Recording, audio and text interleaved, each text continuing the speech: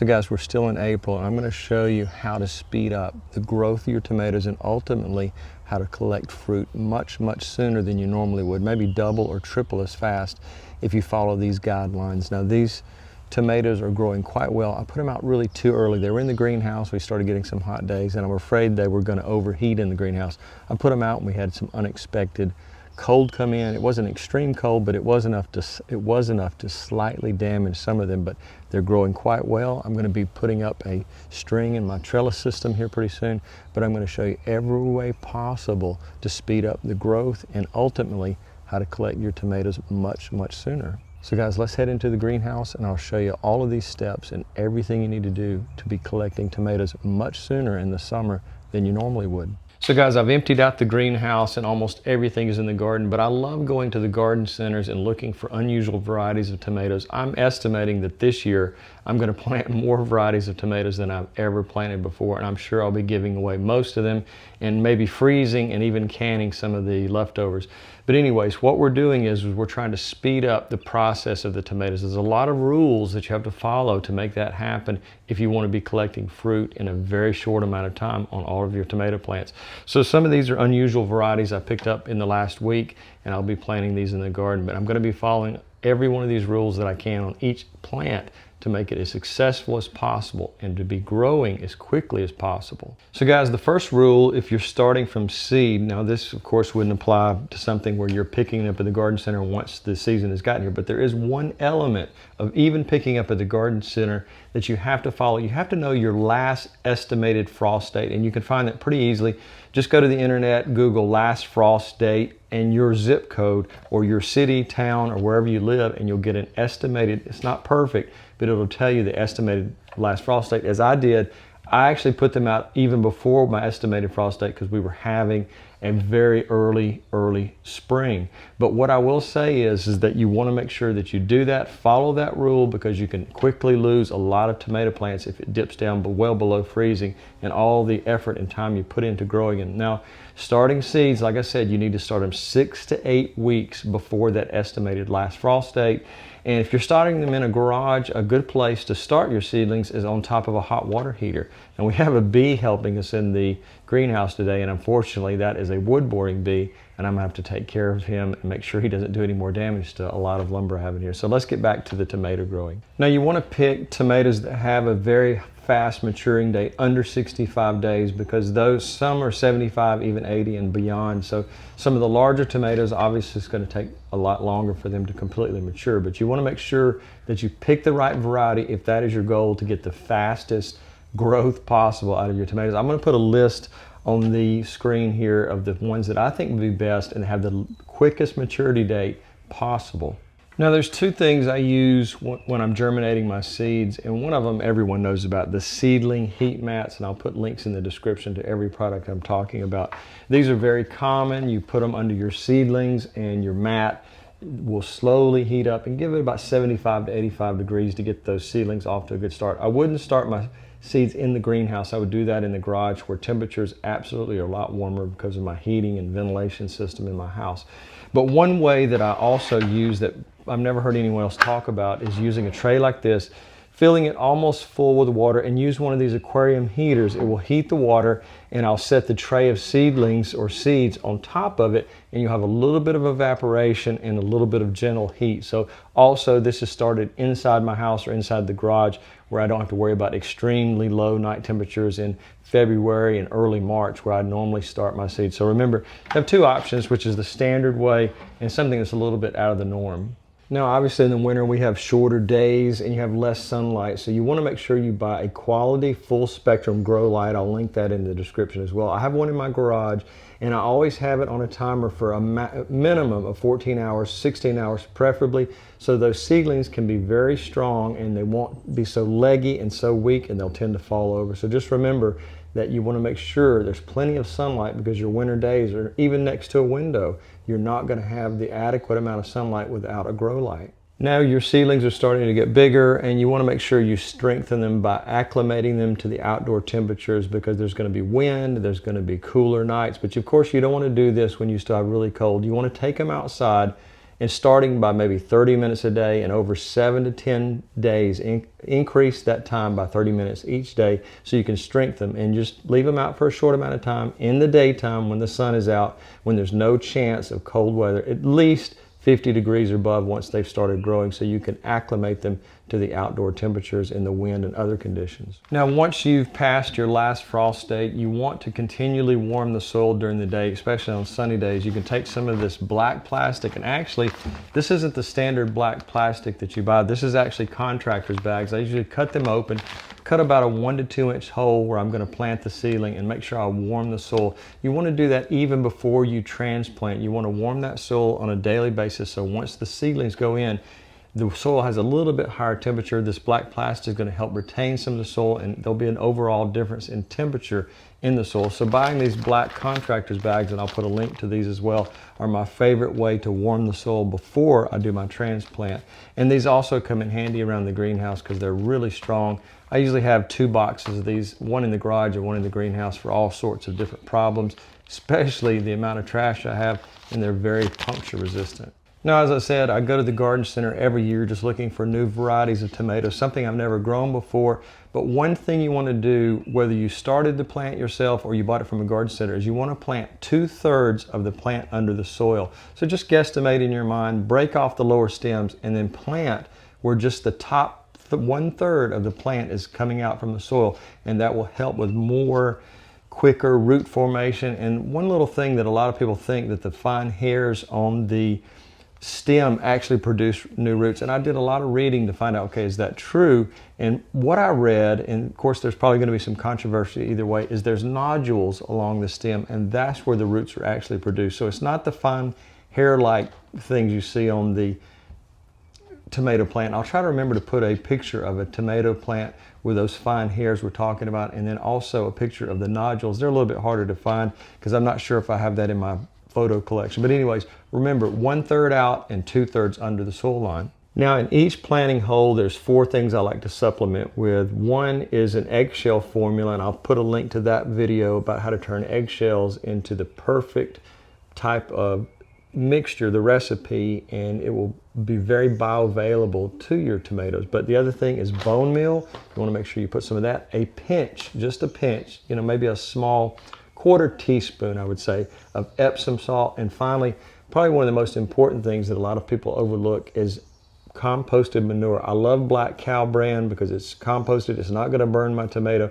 So I always have multiple bags around the garden. I'm about to place an order for an entire pallet, so I can just use it from A to Z in my garden, from azaleas to tomatoes. So everything in my garden gets Black Cow because it really helps. That's really almost a magical way to make your plants really healthy. So those are the 4 things: Epsom salt, bone meal, the Black Cow, and the eggshell formula that I linked that video to. Take a look at it. It'll show exactly how to turn eggshells. A lot of people ask, why do you want to go to all that trouble? Well, eggshells don't break down as fast as you think they do, and they don't become available to the tomato plant until they've broken down quite a bit. And that video helps you speed that process up. Now, once you remove your black plastic and your soil temperature is going to be okay, you want to remember to mulch. I haven't mulched the garden yet, but I've used a very specific product called soil conditioner from Lowe's warehouse here in America. And it's very fine, small, ground up pine bark, and I can put it in about a 1 to 2 inch layer, and it really helps with weeding. So there's no competition between weeds and tomatoes. If you have a very clean grass in your yard, in other words, if you have no weeds growing in your grass, you can take your grass clippings, if you've put no herbicides on the grass, and you can put that down as a mulch. You can also use pine straw. I found that pine straw does allow weeds to kind of work their way through it. So my favorite thing is the soil conditioner from Lowe's warehouse.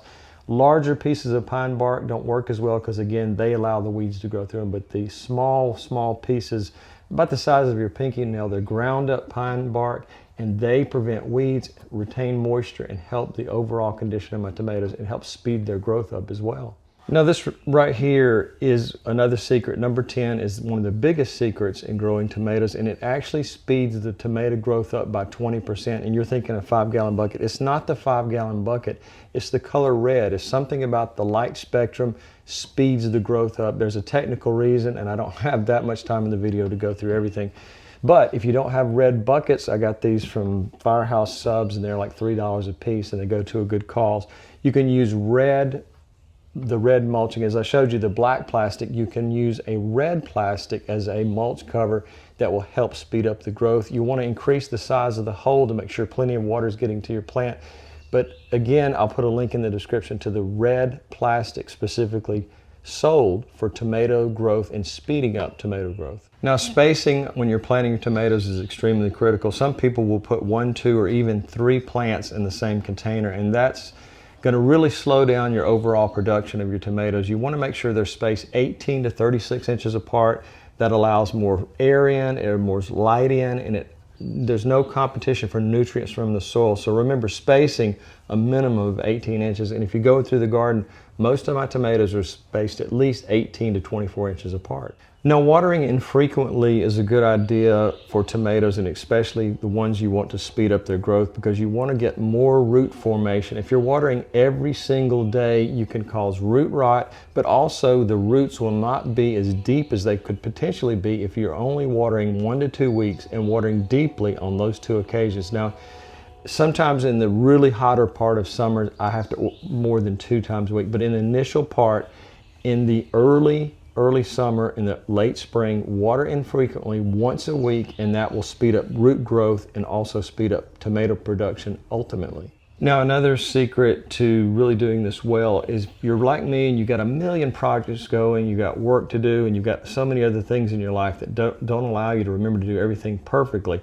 A drip irrigation or a micro irrigation system like this, and I'll put a video, I think I did a video last year about micro irrigation and why I like it so much. But if you don't have a dedicated irrigation system, you can buy something like this digital faucet timer where it will come on once or twice a week and water your tomatoes, where you don't have to worry that if you've forgotten, they'll suffer and they won't grow quite as fast. So just remember, watering properly is really important, and watering the right way is even more important. Now, the next bigger secret that I almost never hear anyone talk about when it comes to growing tomatoes is you want to fertilize in phases. So what does fertilize in phases mean? Well, you're going to start by using a more balanced fertilizer in the beginning on your smaller tomato plants. Something like this, if you're not making your own fertilizer, and I occasionally do that if I have time, but something like Osmocote is 14, 14, 14, a very balanced fertilizer.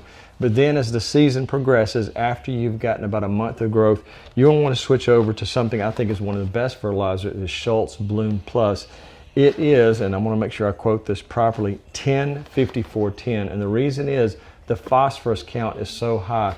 You want your nitrogen to drop as the season goes, and you want the phosphorus count to go up way high, because if your nitrogen is too high, you use something like a very high nitrogen fertilizer, you're going to have a lot of greenery, but not a lot of tomatoes. So the key in fruiting and flowers, if any type of flowering plant, is this right here. You want more flowers, go with this, because the flowers ultimately become the tomatoes, and 10-54-10 will do that without producing a lot of greenery. Now, compost tea is something I do every year, and it's really important for boosting the speed of growth of your tomatoes, and also it boosts immunity.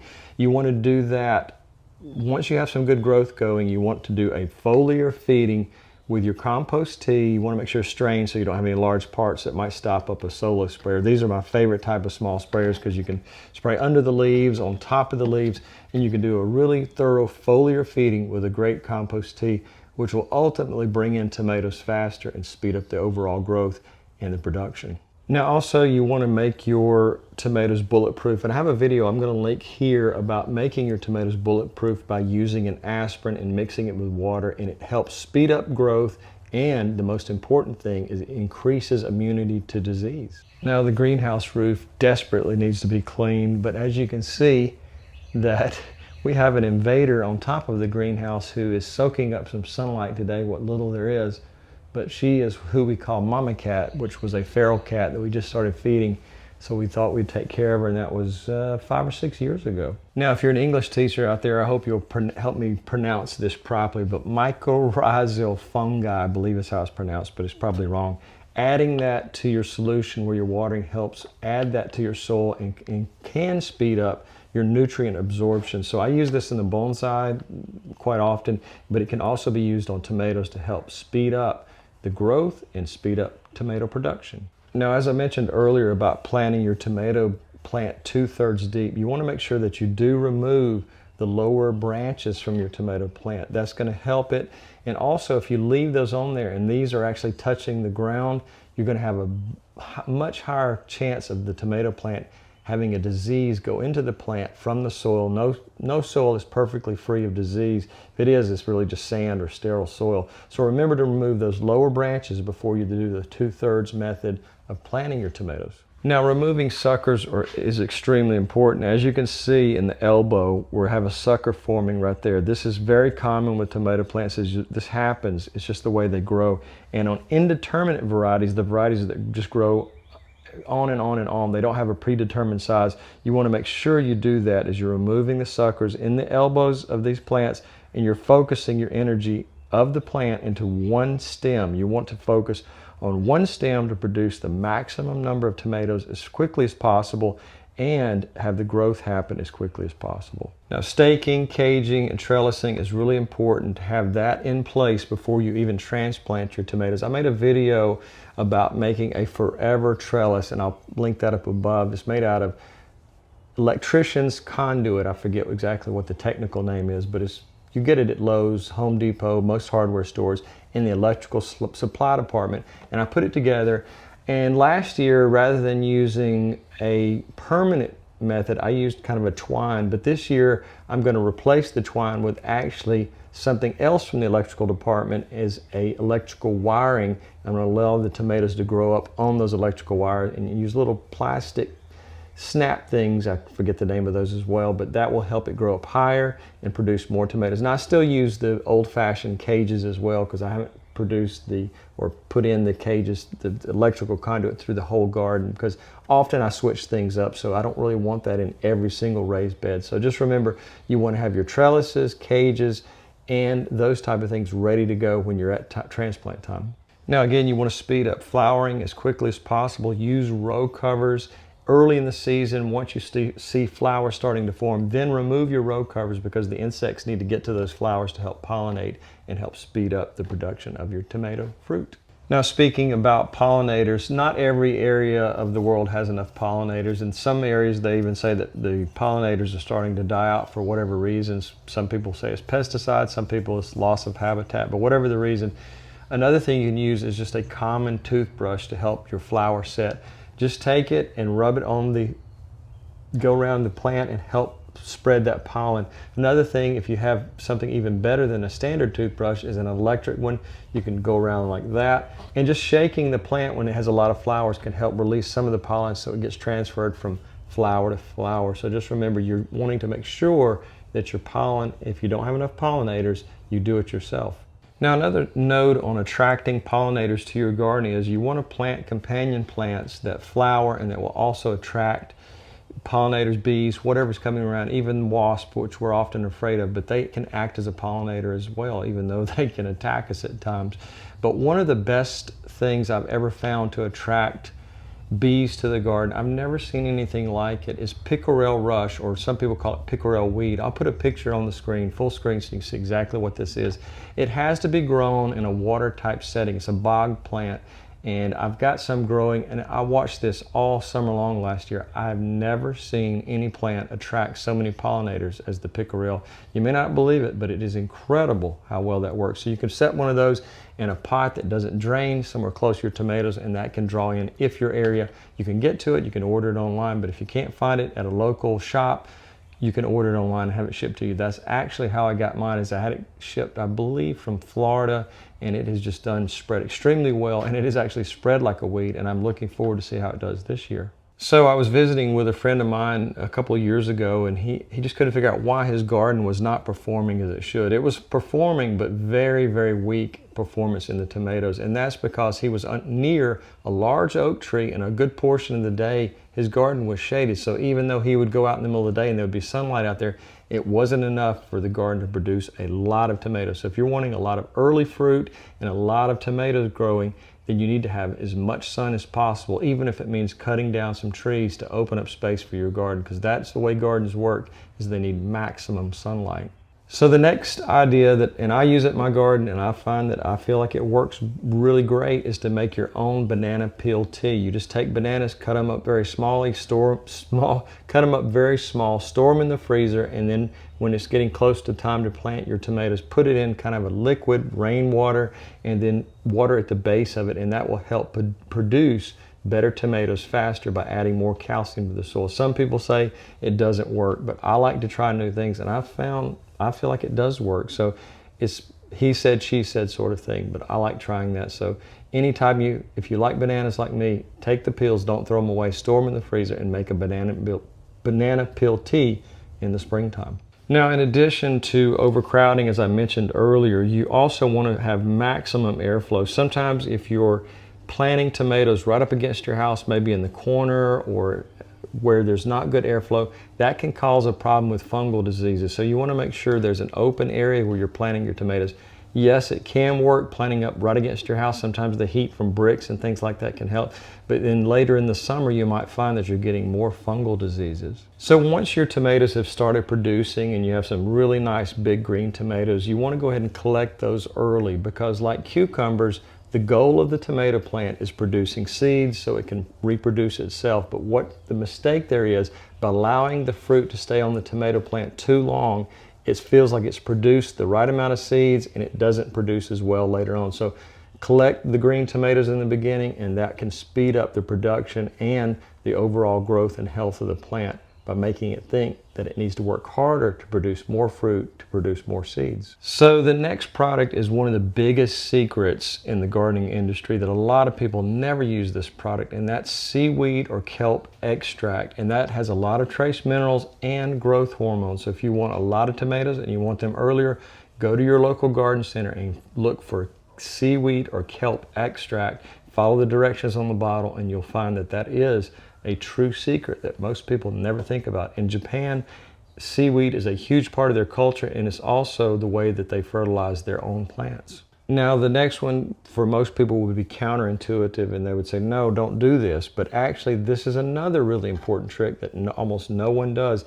This plant is not even in the ground yet, and it's already producing flowers. I would recommend that before you put it in the ground, if you see flowers on it, go ahead and remove them so it can focus its energy on root production rather than flower production, because there's a balancing act in growing tomatoes in the tomato itself, and you want it to be doing root development in the beginning, and then later on, once the roots are established, then you can let it start producing as much fruit and flowers as possible. So that's another trick that very few people talk about, is removing the flowers early in the tomato's life. Now, testing your soil's pH is critical for fast tomato production and overall health of the plant. You want your tomatoes, depending on the variety, in a very specific, slightly acidic soil condition. And I've got this pH tester for maybe 25, 30 years ago. I've had it forever. And this is a digital version of a pH tester. So you want to do that before you even put your tomatoes in the ground. Test it in different spots in the garden, because even within a garden, you can have different pHs in different areas. You can add lime or sulfur depending on which way you need to move it, and you can do a lot of research on how much you need to add to move it in the right direction. But not all soil is the same, even within the garden itself, or even within a raised bed. Sometimes there can be quite a difference. So guys, if you have a question about this video or any previous video, please become a public subscriber first, because I tend to put my subscribers to the front of the line when it comes to comments and questions, and even then it's hard for me to keep up with it. So just remember, please become a subscriber if you do have a question you want to ask me about planting tomatoes or anything else in the catalog of videos that I have. So guys, I really appreciate you watching, and I hope you'll start some tomatoes and follow these guidelines, and I hope you have a lot of success growing them. Have a great day.